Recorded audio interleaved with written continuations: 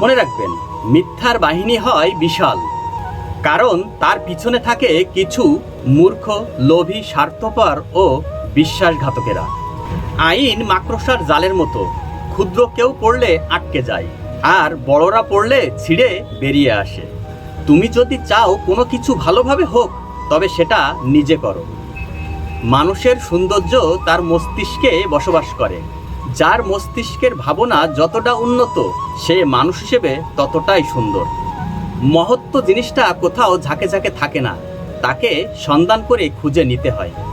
তেলযুক্ত খাবার ও তেলযুক্ত কথা দুইটাই সুস্বাদু ও মিষ্টি। প্রথমটা নষ্ট করে শরীর, আর দ্বিতীয়টা নষ্ট করে সমাজ। তাই মনে রাখবেন, অসৎ লোক ভাসতে ভাসতে একসময় ডুবে যায়, কিন্তু সৎ লোক ডুবতে ডুবতেই একসময় ভেসে ওঠে। তাই জীবনে সৎ থাকার চেষ্টা করুন।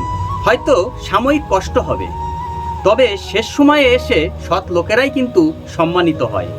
তাই পরিশেষে বলতে চাই, আপন ভেবে কাউকে মনের সব কথা বলো না। এমন এক সময় আসবে, সে তোমার কথা দিয়ে আঘাত করবে। ধন্যবাদ সবাইকে, ভালো থাকবেন।